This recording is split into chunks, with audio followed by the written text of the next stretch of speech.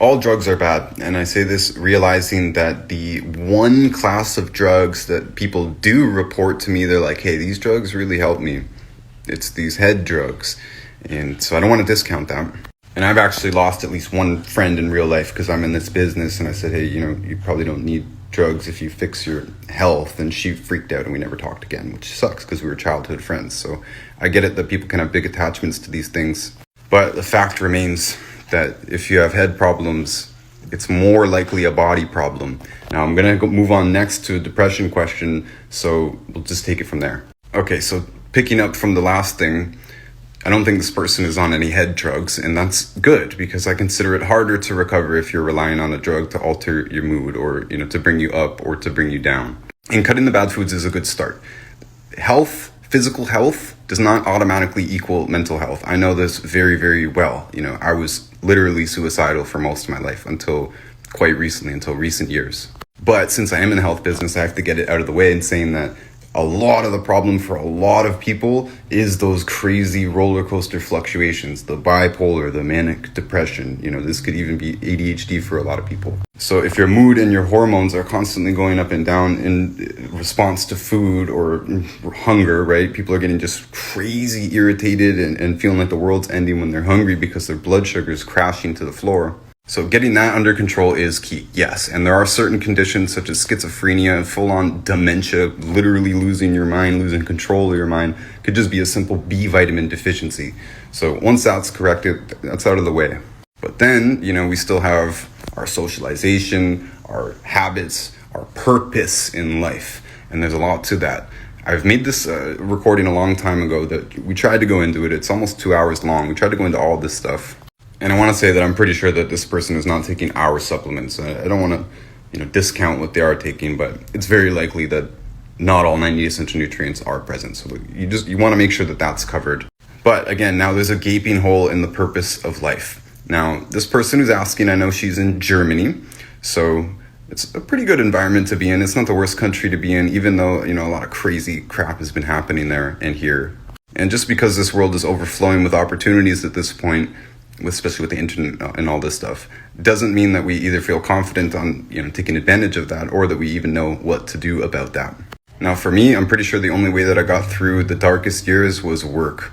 Work has been my salvation, and I think one of the biggest starting points for anybody is to identify what type of work you prefer to do. I made this video summarizing the 5 body type theory, and people are going to think it's crazy. A lot of people think it's crazy. That's fine. But you need to know that there's 3 main types of work. You can work with people, you can work with things, and you can work with ideas. And you probably have a strong preference for one of them. And I say this because your answer might not be just going and making some better friends. For me, it wasn't people. People wasn't not really what was making me depressed. I thought it was. I thought it was because my relationships were failing and, I didn't have that many friends wherever I lived. But I realized later that my relationships were failing because of me, not because of the other person, or not because of a lack of persons. Basically anywhere I've moved 25 or more times in my life, I meet friends all over the place, slowly but surely, and you only need one good friend. But that wasn't it. It was because I wasn't developing myself and I wasn't devoting myself to the type of work that I prefer to do, which is working with things, being in the lab. And actually, my preferred work is working alone. So people were telling me, just go make some friends, but that wasn't the problem. Similarly, if you're the type of person who loves ideas, well, it's going to drive you nuts if you work as a cashier or you're around a bunch of dimwits all the time. Maybe you got a bunch of friends, but they're not on your level. That's not going to help you. So I don't know what your preferred lifestyle is, and I'm not sure if you even know it, and you might not because you're a young person. And lots of young people are coming to me about this, by the way. They're feeling purposeless. They don't know what to do in life, and the society really isn't helping them. It's not providing them with the ideas they need. I can recommend some books, that's true.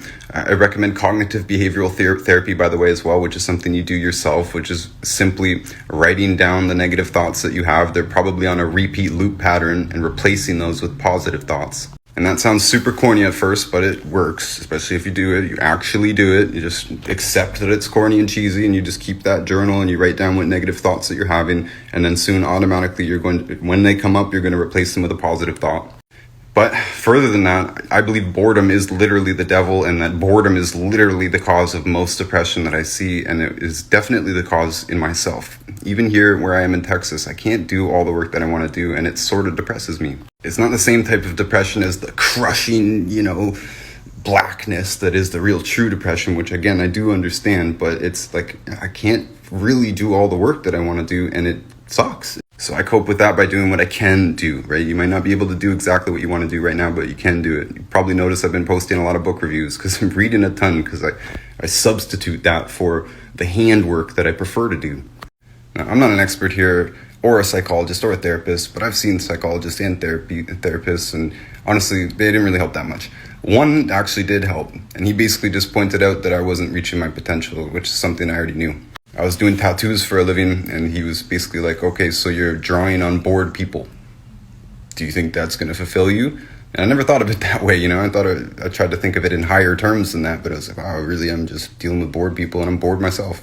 So I don't know exactly what your solution is, but the one thing I can offer is friendship. You can message me. I mean that genuinely. I have been through this. Lots of young people are messaging me about, mental health and feelings of depression and suicide, and I do have some insights. So at least you got one person to talk to about it. This person hasn't messaged me since February of this year, so go ahead and message me. Let's talk. What's missing? What do you think is missing? What actions can you start to take to make yourself feel more fulfilled and more part of something?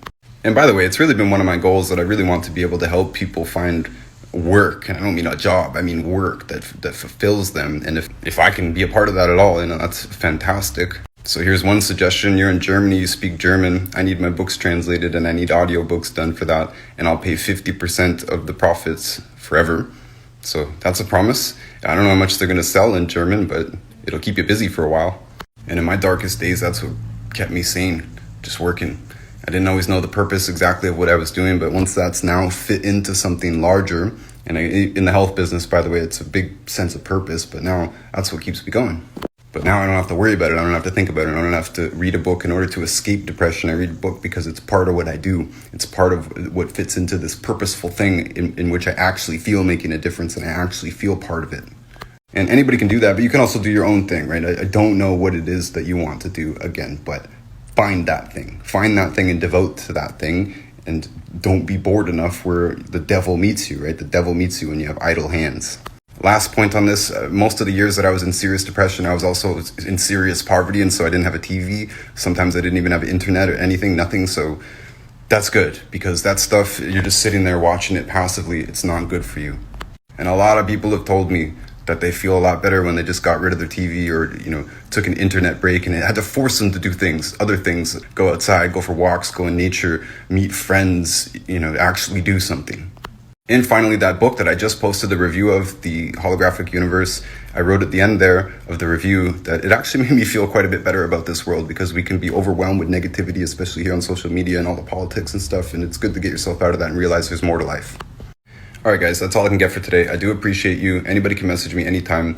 In health questions, you can also message Wallix Warriors. And I'm going to put a question sticker up on the Wallix Warriors account today, so we can do another Q&A there tomorrow. My newest book, Everything You Should Know About Healthy Blood Sugar, goes into a lot of detail about one of the most complicated things we get asked about, which is healthy blood sugar. This covers all of the blood sugar problems you know about, including type 1 and type 2 diabetes, and other problems you might not know were blood sugar problems, including behavioral problems, sleep problems, and cardiovascular problems. This book also goes into a lot of detail on digestion and how primitive people and animals actually acquire the nutrients that they need for healthy blood sugar in their natural environment. And definitely check out my book, Fake Diseases. It covers all of the major topics that come up, like birth defects, blood sugar problems, bone and joint problems, cancer, autoimmune problems, and more.